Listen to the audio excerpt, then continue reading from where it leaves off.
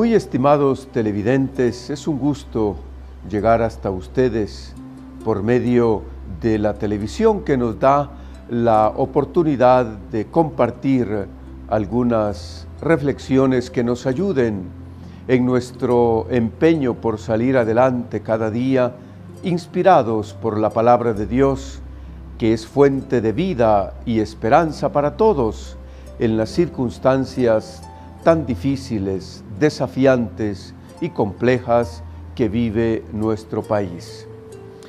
Continuamos nuestra caminata en este tiempo del Adviento que nos llevará a la celebración de la Navidad, fiesta de gozo y salvación. La semana pasada, 4 instituciones muy importantes e influyentes del país que se identifican con el nombre del G4 o Grupo de los Cuatro, integrado por la Universidad de San Carlos de Guatemala, por la Procuraduría de los Derechos Humanos, por la Alianza Evangélica de Guatemala y por la Arquidiócesis de Santiago de Guatemala. Estas 4 instituciones publicaron un pronunciamiento muy atinado y oportuno sobre la situación que vive actualmente el país, titulado Consideraciones sobre la situación actual de Guatemala. Es un análisis serio y objetivo que nos ayuda a comprender la gravedad de la situación o de la realidad por la que atraviesa actualmente Guatemala. El documento está firmado por Monseñor Óscar Julio Vián, arzobispo metropolitano de Santiago de Guatemala, por el doctor Carlos Alvarado Cerezo, rector de la Universidad de San Carlos de Guatemala, por el máster Jorge de León, procurador de los derechos humanos, y por el reverendo César Vázquez, presidente de la Alianza Evangélica de Guatemala. 4 personalidades que desde sus instituciones observan con preocupación la situación por la que atraviesa Guatemala. Nos ofrecen sus consideraciones sobre la realidad del país, la cual ven ellos que se va agravando cada día más, sin que se percaten acertadamente quienes asumieron la responsabilidad de gobernar nuestra nación. Parece que las mieles del poder no dejan discernir con responsabilidad de nación a quienes ocupan hoy el organismo judicial, legislativo y ejecutivo. A la mayoría, diría, de quienes ejercen el poder a cualquier nivel en nuestra nación, parece que el poder los confunde y no les da esa claridad para responder a las graves problemáticas que vive la población. Lo constatamos, por ejemplo, una vez más en la forma tan amañada y oscura como se aprobó el presupuesto general de la nación para el próximo año. La misma actitud mostraron para la elección de los magistrados a las Cortes, donde parece que la constante es afianzar estructuras de impunidad y corrupción para proteger intereses particulares y dejar de lado las apremiantes necesidades de la población. Según el G4, considera que nuestro país ha entrado a un periodo de acelerada descomposición en distintas manifestaciones de la vida ciudadana, incluyendo la moral y los valores de convivencia. Ellos señalan que tal descomposición o podredumbre se ve reflejada en la ruina de la política, de la legalidad y en el extravío de la misión de las instituciones. Esa descomposición arranca y es promovida por el mismo Estado, que favorece el patrimonialismo, es decir, el considerar como propios los bienes públicos. Eso ha sido precisamente la tendencia de quienes nos han gobernado en los últimos 28 años. Quienes nos gobiernan creen que el país es su finca y los ciudadanos somos sus jornaleros. El Estado también promueve el clientelismo, que es la tendencia a favorecer a la propia familia, a los miembros del partido que gobiernan o quienes han financiado las millonarias campañas proselitistas. Desde el Estado también, lamentablemente, se promueve la corrupción. El listado de obras que se manejan desde el Congreso por los diputados, por ejemplo, está teñido de corrupción. Por cada obra que impulsan quienes ejercen el poder, van en busca de las llamadas comisiones, que muchas veces superan el 20% del costo total de una obra. Ya no les basta los onerosos sueldos que se recetan. Patrimonialismo, clientelismo y corrupción son tres fenómenos lamentablemente impulsados desde el Estado. Unido a esta realidad está esta acelerada descomposición y que se aviva con la crisis social como consecuencia de la precariedad del empleo, el bloqueo de pequeñas y medianas empresas. También agrava la crisis que vivimos, las débiles políticas de salud, educación, vivienda y nutrición.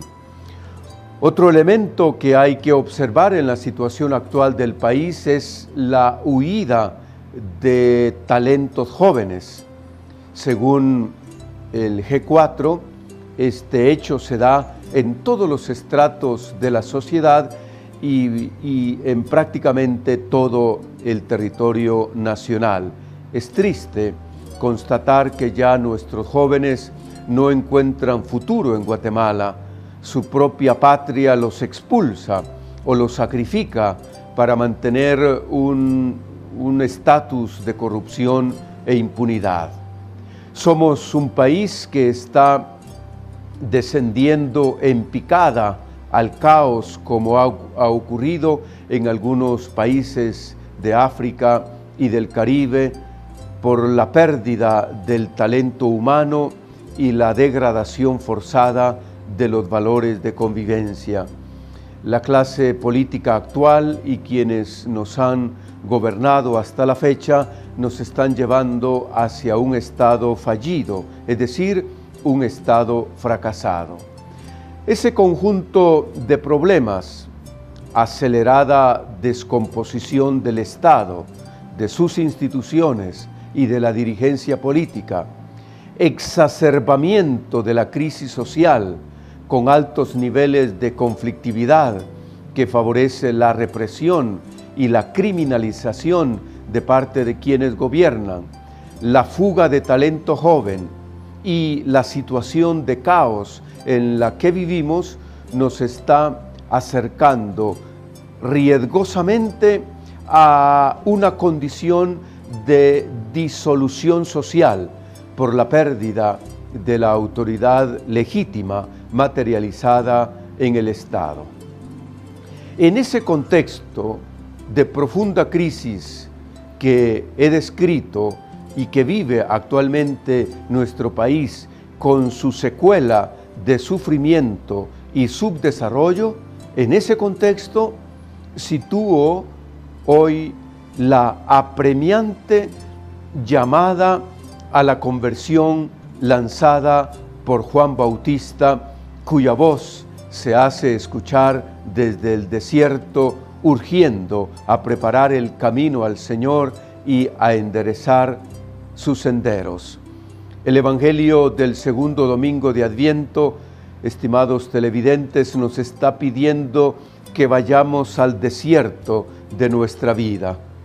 Y vaya si no ese panorama de nuestro país no es como una imagen de desierto por la cual está atravesando nuestra población.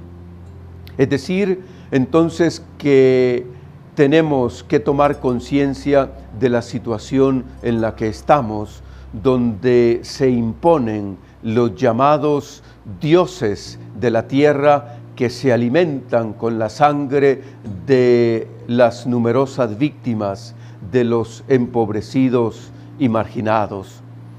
Tomemos conciencia de que los dioses de la tierra no nos satisfacen. Cuando ponemos la confianza total en el dinero, en el poder, en el prestigio, en el dominio sobre los demás, olvidamos nuestra condición humana más profunda y más auténtica, y se genera toda una dinámica de descomposición, de corrupción y de atraso. El Adviento es, estimados televidentes, para tomar conciencia también que estamos surgiendo del amor de Dios y solo abriéndonos a ese amor que genera la dignidad inviolable de los otros, encauzamos bien ese deseo y ese anhelo que nos habita e inquieta para superar y vencer las adversidades que no nos permiten avanzar en la ruta adecuada. Vivimos en una sociedad con esos paraísos que son los nuevos supermercados donde se ofrece satisfacción para nuestros deseos o nuestras ambiciones, pero que a la larga nos deshumanizan. Se multiplican las ocasiones de placer, pero no generan felicidad ni alegría.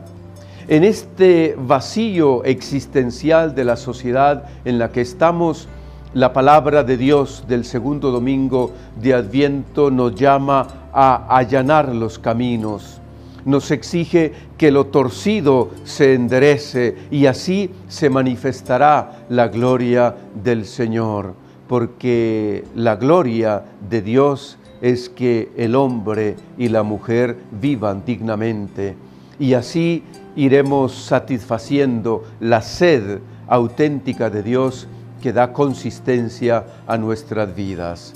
El Adviento es la ocasión, además, para escuchar la llamada a la conversión, lo cual implica tomar conciencia de la situación en la que vivimos, que para los guatemaltecos se torna cada vez más difícil y compleja a causa de la corrupción, la impunidad y la violencia. Por eso hemos de experimentar la necesidad de cambiar y de provocar cambios radicales y audaces en nuestro entorno, ya sea personal, social como eclesial. La conversión implica también reconocer nuestros pecados, sin echarnos las culpas unos a otros y sentir la necesidad de salvación. Según el Evangelio de Marcos, la gente de aquella época confesaba sus pecados y Juan los bautizaba, y así experimentaban la consolación de Dios. Para no perder la esperanza, estimados televidentes, en los tiempos difíciles que vivimos, dejémonos consolar por Dios y tendremos la capacidad de perseverar y resistir hasta el final. Enderecemos nuestras vidas, preparemos el camino al Señor que llega.